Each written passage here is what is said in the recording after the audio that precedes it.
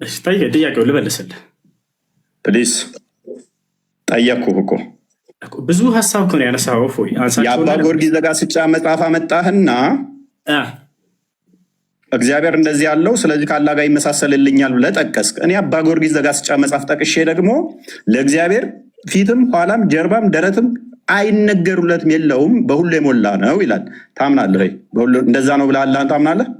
እሺ አምላክ አላህ ስብሐነሁ ወተዓላ ፊት አለው ወይ ብለህ ጠይቀሃል። አዳም አዎ አላህ ስብሐነሁ ወተዓላ ፊት አለው ብዬ አምናለሁኝ። ማስረጃ ቃለ ስብሐነሁ ወተዓላ አታቋርጥ። ቆይ ወየብቃ ወጅሁ ረቢከ አላቋረጥኩም።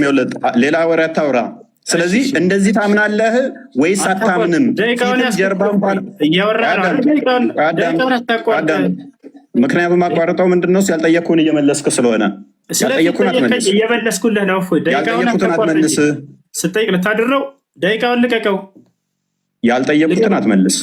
እንደዚህ ታምናለህ? አባ ጊዮርጊስ ዘጋስጫ ይጠቅመኛል ብለህ የጠቀስከው አባት ለእግዚአብሔር ደረት፣ ፊት፣ ኋላ፣ ጀርባ የለውም ይላል። አላህ የለውም አለው። ከመጀመሪያ ጀምረህ አንብቦሽ። ኦኬ በደንብ አስተውል። ላነብልህ ስለሆነ ሰዓት አላስጀምርልህ። ምክንያቱም እንትን እያልክ ታስጀምረው። ምክንያቱም ጠይቄሃለሁ። አቀደም ጠይቄ ላለመመለስ ሰዓትህን አታቁም። እኔ በምጠይቅህ ጊዜ አንድ ሰዓት አላቆምም። ያው ሰዓትህን አታቁም። አስከትለው። ለምንድነው መሰለህ ማቆመው? ጥያቄውን እየደገምኩ ስለሆነ ጠይቄ ደቂቃው ስለሄደ አይደለም። ላመጣው ማስረጃ የራስህ እንደዛ ከሆነ መልስ። እሺ መልስ። አባ ጊዮርጊስ ዘጋስጫን ስለጠቀስክ አባ ጊዮርጊስ ዘጋስጫን ጠቅሼብሃለሁ። አላህ እንደዚህ ነው ወይ? የእኛ አምላክ የነቢያቱ እንደዚህ ነው ብዬ አምናለሁ። ታምናለህ አንተ? ወይንስ እጅ እግር ባት ፊት ኋላ ቀኝ ግራ በፍጡራን የሚካበብ ዊች ሚንስ ቀኝ ያለው ግራ ያለው ፊት ያለው ላይ ታች ተብሎ የሚነገር ነው? ወይንስ አባ ጊዮርጊስ ዘጋስጫ እንደተናገረው በፊቱ ደረት በኋላውም ጀርባ ያለው አይደለም ብለህ ነው አላህ የምታምነው? እሺ ይሄን የጠቀስኩት አንደኛ አላህ አለው ብዬ አይደለም። ገብቶሃል አይደለ? ቅድም ደቂቃውን እኔ የጠቀስኩህን መልስ፣ የጠየቅኩህን ብቻ መልስ። ያልጠየቅኩህን የጠየቅ ነው። ቅድም እንዲህ ብለህ ነበር። አንተ አምጥተህ እኔ ጋር ብቻ ለምን ትላለህ? እናንተ ጋር አለ ብለህ ልታመሳስል ሞክረሃል። አባ ጊዮርጊስ ዘጋስጫን መጽሐፍ ጠቅሰህ እኔም ይኸውልህ እዛው ላይ አልሞከርኩም። ስለዚህ ከእኛ ጋር ይመሳሰልም። የአንተ አላህ እጅ እግር ላይ ታች ተብሎ ፊት ኋላ ተብሎ ይነገርለታል። የፍጡር ባህሪ ነው። እሺ ወደ ቀጣይ ይዞት ነበር። ወላሂ ያችሁት ደቂቃውን ይዞ ይጠይቀኛል። ምክንያቱም ደቂቃ የሚይዝብህ ምንድነው? ጥያቄው ላይ ድገምልኝ ስላልከኝ እስካሁን ወላሂ ላይ 12 ሊሆን ነበር። ደቂቃውን እንትን በልና አውራውን ጠይቅ። አሁን በደንብ አዳምጥ። አሁንም ቅድም የመምህር ዮሐንስ እንትን አምጥተህ ነበር፣ ቪዲዮ አምጥተህ ነበረ። ለምን መጽሐፋቸውን አታነብም? እች መጽሐፍ አይታታል፣ የእሳቸው መጽሐፍት ነች። ለምን መጽሐፋቸውንም አታነብም? ዝም ብለህ ቪዲዮ ቃርመህ ከመመጣ መጽሐፋቸውን ለምን አታነብም? መጽሐፍ አንብብ ወዳጃችን፣ ቪዲዮ አትቃርም። ይኸውልህ ለእግዚአብሔር ቅርጽ ፎርም የሌለው መሆኑን አራተኛ አካሉም የተለያዩ ክፍሎች ውህድ አለመሆኑን አጽንተን ልንይዝ ይገባል። ይህ ቋሚ የሆነ የቅዱሳን አበው ወጥ ስምምነት ያለበት ትምህርት ነው። አንተ እንደዚህ ታምናለህ? አላህ ወጥ የሆነ ነው ብለህ ነው የምታምነው? ወይንስ እጅ እግር ባት ጆሮ ፊት እነኛ ያሉት ብለህ ታምናለህ? በጣም ጥሩ። እሺ ደቂቃውን አትደብቅ። አንድ ከይቅርታ ጋር እየሄደ ፕሊስ አቆምብሃለሁ። ሌላ ወሬ የምታወራ ከሆነ ልመልስልህ። እሺ አትደብቅ ብቻ እኮ ነው የተባልከው። ተው በቃ ልመልስልህ። አታቋርጥ። ፈጣሪ ልቀቀው። ደቂቃውን እፎይ በቃ አላህ ሱብሓነሁ ወተዓላ ሰውዬ አቁሜልህ እየሄደም እንትን ትላለህ እንዴ? ምን ሆነህ ነው? ምን ሆነህ ነው? እሺ ልመልስልህ። ምን ማለት ነው? ልመልስልህ ሳይሆን መልስ ስትጀምር ነው ካሁን በኋላ ማስቀጥልልህ። ደግሞ ልመልስልህ እንዳትል። እሺ አላህ እነዚህ ባህሪያቶች አሉት ወይ እያለ እየተናገረ አላህ ስብሐነ ወተዓላ በቁርአን ላይ የተናገሩት ባህሪያቶች እጅ እግር ምናምን የሚለው ፕሊስ አንተ እንደዚህ ታምናለህ አታምንም ነው ጥያቄ። እሺ እኔ እንዳንተ አምላክ ነው ብዬ አላምንም። በቃ አላምንም። ጎበዝ። ስለዚህ ከነቢያቱ አስተምሮ ጋር አትገናኝም ማለት ነው። የአንተ እጅ እግር ባት ያለው የሚወጣ የሚወርድ ነው ማለት ነው። እናመሰግናለን። ከሌሊቱ 9 ሰዓት ይወርዳል ወደ ቅርቢቱ ሰማይ ያለ አንድ ነቢይ ስጠኝ። እሺ ያንን ነገር ያነሳኸው አንተ ነህ። መረጃ ስተምታመጣ አልጠብቅህ። ቆይ አንዴ ተረጋጋ እንጂ አንተ እኮ ነህ እያነሳህ በራስህ ሀሳብ ላይ እየጠየቀኝ ያለኸው። መጠየቅ ያለብህ እኮ እፎይ እኔ ባነሳሁት ሀሳብ ላይ ነበር። እያንዳንዱ ጥያቄውን አስተውላችሁ ከሆነ ራሱ ባነሳው ሀሳብ ላይ ነው እየጠየቀ ያለው። ደቂቃውን ይዞታል። ጥያቄው እኔ ነው ወንድማችን። ከሌሊቱ አንድ ሶስተኛ ባነሳው ሀሳብ ላይ ነው እየጠየቀ ያለኸው። እኔ ስለ አንተ ቪዲዮንም አሳየው፣ መጽሐፍንም አሳየው። አይዞህ አትፍራ። አንተ ነህ የሌሊቱ አንድ ሶስተኛ ላይ ይወርዳል ምናምን አልክና አንዴ ረጋ ብለህ ታምናለህ? አላህ ከሌሊቱ አንድ ሶስተኛ ይወርዳል ብለህ ታምናለህ? ታምነህ አላህ ስብሐነሁ ወተዓላ ይወርዳል። ነገር ግን መውረድ ሲባል ጊዜ በፍጥረታት ማስረጃ እንዴት ነው የሚወርደው ብዬ አልጠየቅኩም። ከነቢያት አላህ የሚባል አምላካችን ሌሊት ሁሌም ይወርዳል ያለ አንድ ነቢይ አምጣለን። በጣም ጥሩ። እሺ አሁን ደቂቃውን እንትን በለው ልቀቀው እና እፎይ እንጠይቅ። እስካሁን 3 ደቂቃ ነው፣ ግን 5 ደቂቃ በላይ ማስረጃ። እሺ ልመልስልህ፣ አዳምጥ እንጂ ልመልስልህ። አላህ ስብሐነሁ ወተዓላ ከነቢያቶች መካከል ይወርዳል ብሎ የተናገረ አለ ወይ? የሌሊቱ 1/3 ላይ የሚል ነው። አዎ የአንዱ ነቢይ ትምህርት የሁሉም ነቢያት ማስረጃ ነው የጠየቅኩ እኮ ወገናችን። ማስረጃ ጥቀስ። አይቻልም። ደቂቃን አቁሜልሃለሁ። ላስቀጥልልህ እንዴ? አቁሜልህ እኮ ነው። አዳምጥ፣ ሀሳብ ተረዳ። ላሳይህ ማስረጃ ተረጋጋ።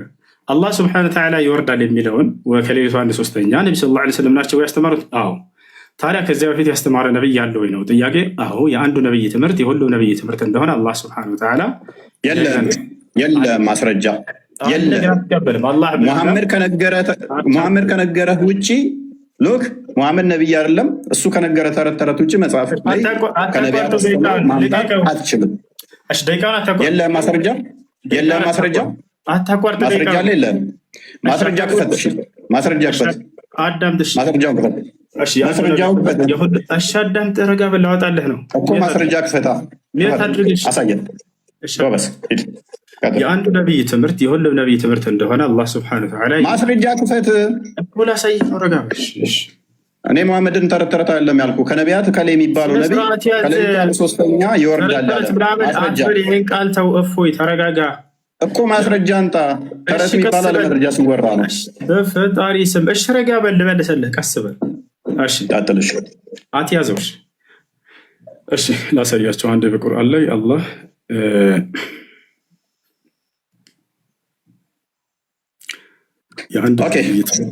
መረጃ የለም። ወደ ቀጣይ እንለፍ። ችግር የለም። ምክንያቱም መረጃ የለም። አሳዘንከኝ።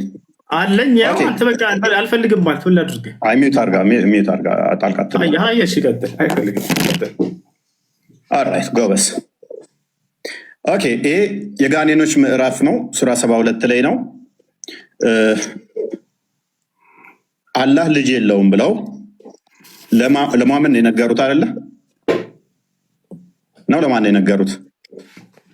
ለሙሐመድ አልነገሩትም። ለነብዩ ሰለላሁ ዐለይሂ ወሰለም አልነገሯቸው። እንደዛ ሚል ካለ ሙሐመድ ወይ በል እነሆ ከጅን የሆኑ ጭፍሮች ቁርአንን አደመጡ፣ ወደ እኛም አስደናቂ የሆነን ቁርአን ሰማንም አሉ። ማለት ወደ እኔ ተወረደ ይላል አይደለ? እነሆ የጌታችን ክብር ላቀ፣ ሚስትንም ልጅንም አልያዘም ይላል። ይህንን የተናገሩት እነማን ናቸው? የተናገሩት ሳይሆን ቅድም የጠየቀው ለሙሐመድ ነገሩት የሚል ነው። እነማን ናቸው? እየጠየቅኩ ነው ያለሁት እኮ። እሺ ይህን እየተናገረ ያለው ለነቢዩ ሰለላሁ ዐለይሂ ወሰለም ማን ነው? አምላክ አላህ ሱብሓነሁ ወተዓላ ነው። ኦኬ ስለዚህ አላህ ልጅ የለውም አጋንንቶች ይላሉ ማለት ነው። ያምናሉ። ስለ አጋንንት ልናወራ ስለሆነ ጎበዝ። ስለዚህ እነኚህ አጋንንቶች የአላህን ስም ሲጠራ ሙሐመድ ወደ እሱ ይቀርቡት ነበር አይደለ? ድርብርብ ሊሆኑበት። ስለዚህ የአላህን ስም ሲጠራ አጋንንት ወደ ሙሐመድ ድርብርብ ሊሆኑ ይቀርባሉ። ከነቢያት አንዱ የፈጣሪን ስም ሲጠራ አጋንንት ሊከመሩበት ድርብርብ ሆነው የሚመጡበት መረጃ ስጠኝ። ስላሳየ እንዳትዘጋ መረጃ እስከምታመጣ እጠብቅሃለሁ። ተው አታቋርጥ። እኔ ባላቋርጥብህም መፎይ ሌሊቱን ሙሉ ስጠይቅ ልታድር ነው። ከነቢያቶች መካከል የለም። በቃ እና ላሳየህ ነው። ወላሂ ላሳየህ ነው። ና የለም እና ላሳየህ ነው። ወላሂ ይላል እንዴ? እና ላሳየህ ነው። ወዴት እንዳለ ሙሴን በደንብ አድርጎ ነቢያቶች ያውቁት፣ አጋንንቶች ያውቁት ነበር፣ ይከተሉት ነበር ሙሴን። እና ላሳየህ ነው።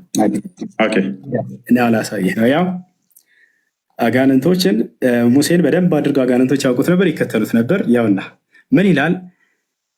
ከጋኔን አታቋርጠው እፎይ እባክህን። ሌሊቱን ሙሉ ስጠይቅ መረጃውን ለምታማ ቀጥል። ያውና እያሳየው ነው። እንትን አትበልን፣ ደቂቃ ታቆርጥ። ከጋኔን የሆኑ ጭፍሮችን ቁርአንን የሚያዳምጡ ሲሆኑ ወደ አንተ ባዞርን ጊዜ ማስታወስ፣ በተጣሉበትም ጊዜ ዝም ብላችሁ አዳምጡ ተባባሉ።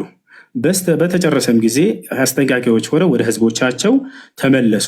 ታዲያ ከነቢያት መካከል አንድ ነቢይ ያውቁ እንደነበርና ይከተሉ ነበር። ያው አሉም፣ ህዝቦቻችን ሆይ እኛ ከሙሳ በኋላ የተወረደን መጽሐፍ በፊቱ ያለውን መጽሐፍ የሚያረጋግጥ ወደ እውነትና ወደ ቀጥተኛው መንገድ የሚመራ የሆነን ሰማን እያሉ ይናገራሉ። ማን? አጋንንቶች። ታዲያ ምን አልቀጥለው?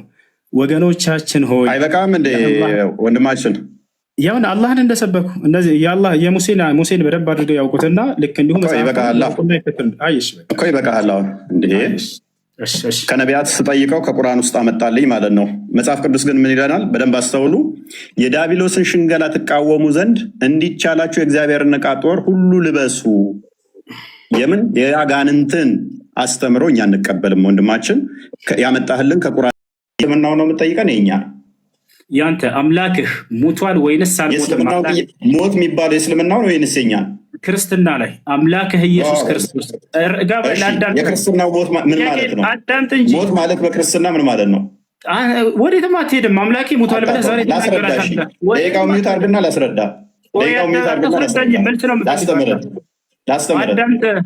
ላስተምረን ጥያቄው አትሽፎይ። አምላክህ ኢየሱስ ክርስቶስ ሙቷል ወይንስ አልሞተም? መልስ። በስጋ ሞተ በመንፈስ ሕያው ሆነ ብለን እናምናለን። ሞት የሚነገረው ነፍስና ስጋ አንድ መለየት ስለሆነ ያዕቆብ ምዕራፍ 2 ላይ ከቁጥር 24 ጀምሮ ስለሚናገር፣ ሞት እንደናንተ ግን መጥፋት ከሆነ እኛ እንደዛ እናምንም። ስለዚህ ማን ያስተዳደር ነበር ምናምን መለኮት ለቅጽበት እንኳን መሞት ወይንም መለየት የለበትም ማለት ነው። ዮሐንስ ወንጌል ምዕራፍ 1 ላይ ቁጥር 18 ላይ እቅፍ እንዳለ ይናገረናል። ክርስቶስ በስጋ እንኳን ተገልጦ አንደኛ ቆሮንቶስ ምዕራፍ 15 ቁጥር 17 ላይ ክርስቶስም ካልተነሳ እምነታችሁ ከንቱ ናት፣ እስከ አሁን ድረስ በኃጢአት ላይ ናችሁ እያለ ይናገራል። አንደኛ ቆሮንቶስ ምዕራፍ 15 ቁጥር 14 ላይ ክርስቶስም ካልተነሳ እንግዲያስ ስብከታችን ከንቱ ነው፣ እምነታችሁም ደግሞ ከንቱ ነው ይላል። የክርስትናን እምነት ከንቱ መሆንና አለመሆን መሰረት ያደረገው የክርስቶስ መነሳት ላይ ነው፣ ትንሣኤ ላይ ነውና ኢየሱስ ክርስቶስ ከሙታን ሲነሳ ያየው አንድ የሐዋርያ ምስክር አለ ወይንስ የለም? ኦኬ፣ እዛው የጠቀስከው ምዕራፍ ላይ ሜይ ቢ አንደኛ ቆሮንቶስ ምዕራፍ 15 ነው የጠቀስከው። እዛው የጠቀስከው ምዕራፍ ላይ ከቁጥር 1 ጀምረህ አላነበብከውም ወንድማችን። መጽሐፍ እንድታነብልኝ አይደለም አትረብሽ። መጽሐፍ እንድታነብልኝ መጽሐፍ ላይ ምስክር ልሰጥህ እኮ ነው፣ ላነብልህ ነው። ጥያቄውን መልስና ማስረጃ ከዚያ ታነሳለህ። እንደሱ እኮ ነው የሚደረገው። እኮይ የኔ ደቂቃ ነው፣ የኔ ደቂቃ ነው። አንድ ደቂቃውን ራሱ ጭማሪ ሰጥቻለሁ። የኔ ደቂቃ ነው፣ አዳምጠኝ። 11 ደቂቃ ደርሷል ጭማሪ። አዳምጠኝ፣ የኔ ደቂቃ ነው። የጠቀስከው ጥቅስ ቁጥር 1 ላይ ያላነበብከውም ማለት ነው። አላህ ለምሳሌ ኢሳን አስመለጠው ሲባል ማንም ያየ የለም፣ ማንም ያየ የለም፣ አምልጧል። እኛ ግን ምን እናምናለን? ምስክር እንዳለ እዛው የጠቀስከው ምዕራፍ ላይ ልመታ እኮ ነው። አንተ በጠቀስከው ምዕራፍ ላይ ሲጠየቅ ጊዜ አላህ ሙሐመድ የለም ያለው። አይ ኡስታዝ፣ እሱ ኤኒዌይስ ኮንክሉዥን እንስት እና ኢየሱስ ክርስቶስ ከሙታን ሲነሳ ያየው አንድ ሐዋርያ የለም። ዮሐንስ ወንጌል ምዕራፍ 20 ላይ አንድ በል እዚሁ የጠቀስከው ምዕራፍ ላይም ሰጠው።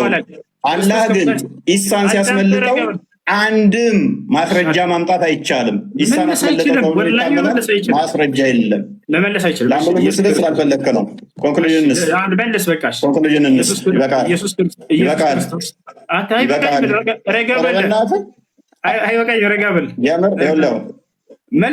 ጭማሪ ራሱ 10 ደቂቃ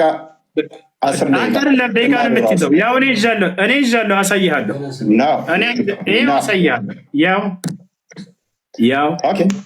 ስንት ደቂቃ? 9 ደቂቃ 10 ደቂቃ እየሆነ ነው። አንተ ጥሩ ትቀልዳለህ። አንተ ኡስታዝ ይመችህ። ኢየሱስ ክርስቶስ ከሙታን ካልተነሳ ክርስትናችን ከንቱ ነው፣ ስብከታችን ከንቱ ነው፣ እምነታችንም ውሸት ነው ብሏል ጳውሎስ። ስለዚህ ክርስቶስ ከሙታን መነሳቱን ያየ አንድ የሐዋርያ ምስክር አለ ወይንስ የለም? እፎይች መልሳት። እሺ ቆይ አዳምጣ አንዴ።